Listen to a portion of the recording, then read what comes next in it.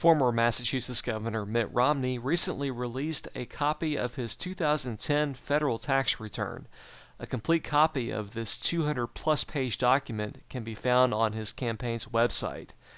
The governor is simply one of the wealthiest individuals to ever seek a party nomination for president. We can see on page 1 on line 37 that the governor reported over $21 million in adjusted gross income for 2010. Most of this came from investment income. On line 8A, the governor reported over $3.2 million in taxable interest. On line 9A, over $4.9 million in dividends, and on line 13, over $12.5 million in capital gains. What's also interesting here is that on line 7, the governor reported absolutely no wage income. So apparently in 2010, the governor did not earn a salary. Okay, back to the capital gains. Let's go to Schedule D for more detail. On Schedule D, we'll be able to see that most of the capital gains came from pass-through entities, including partnerships and trusts. Statement 12 has more detail, so let's go to Statement 12. And on Statement 12, what we'll see is a list of the various trusts and partnerships that pass through the large capital gains amounts. The trusts are the Ann and Mitt Romney 1995 Family Trust, the W. Mitt Romney Blind Trust, and the Ann D. Romney Blind Trust. We'll also see these same trusts on Schedule B. On Schedule B, we can see these trusts listed here in Part 2 passing through large amounts of dividends.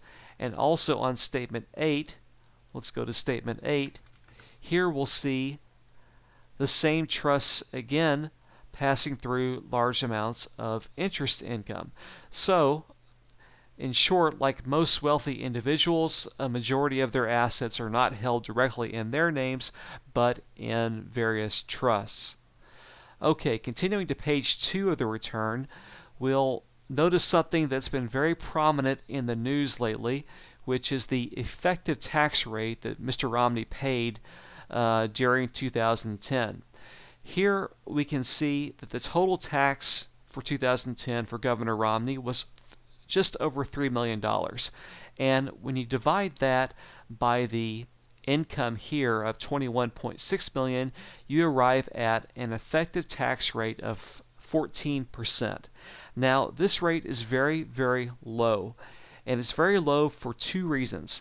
First, if we go back to page 1, the large dividend and capital gains amounts are taxed at a very low and a very favorable rate of 15%. And this is opposed to ordinary income, which is taxed at 35%. So you can see the large difference in rates.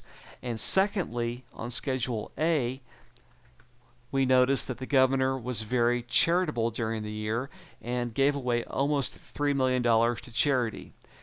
And Statement 5 will give us more information about the recipients of the donation. So let's go to Statement 5. And on Statement 5, what we'll see is that over half of the donations went to the Church of Latter-day Saints, also known as the Mormon Church. Okay. One more interesting fact is on page 21 of the return.